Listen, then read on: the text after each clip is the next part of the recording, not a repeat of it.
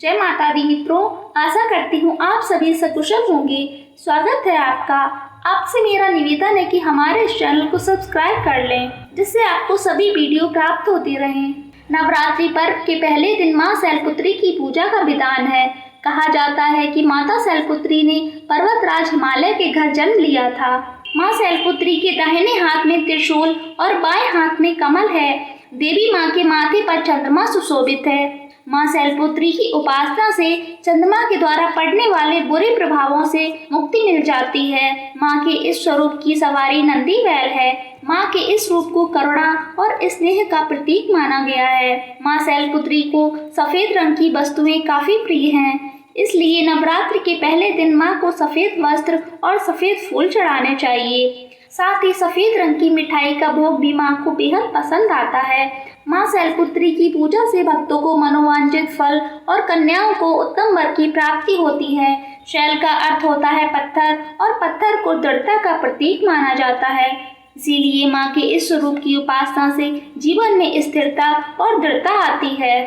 मां शैलपुत्री का ध्यान करके इस मंत्र का उच्चारण करना चाहिए। वंदे वांछित लाभाय चंद्रार्धकृत शेखराम वृषारूढ़ाम शूलधराम शैलपुत्रीम यशस्विनीम।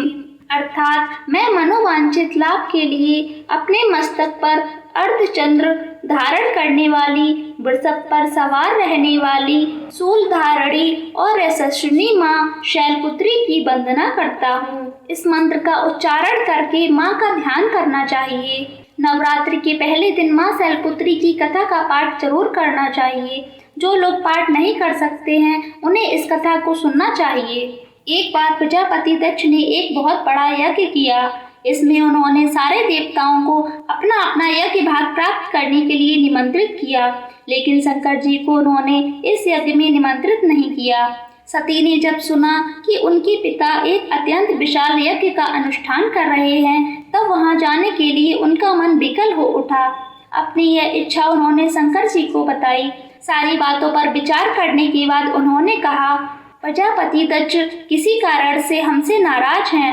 अपने यज्ञ में उन्होंने सारे देवताओं को निमंत्रित किया है, उनके यज्ञ भाग भी उन्हें समर्पित किए हैं, लेकिन हमें जानबूझकर नहीं बुलाया है, कोई सूचना तक नहीं भेजी है। ऐसी स्थिति में तुम्हारा वहां जाना सही नहीं होगा।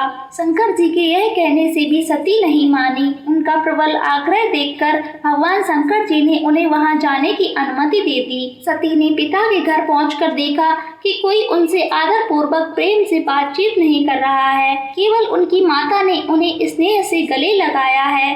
बहनों की बातों में व्यंग और उपहास के भाव भरे हुए हैं। परिजनों के इस व्यवहार से उनके मन को बहुत दुख पहुंचा। यह सब देखकर सती का हृदय क्षोभ, ग्लानि और क्रोध से संतप्त हो उठा।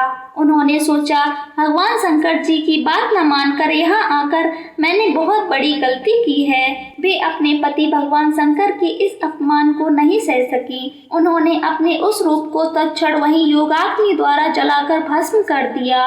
वज्रपात के समान इस दारुण दुखद घटना को सुनकर शंकर जी ने क्रोध हो अपने गणों को भेजकर दक्ष के उस यज्ञ का पूर्णतः विध्वंस करा दिया। सती ने योगाग्नि द्वारा अपने शरीर को भस्म कर अगले जन्म में शैलराज हिमालय की पुत्री के रूप में जन्म लिया। इस बार वे शैलपुत्री नाम से विख्यात हुई। जय शैलपुत्री माँ, जय माता दी।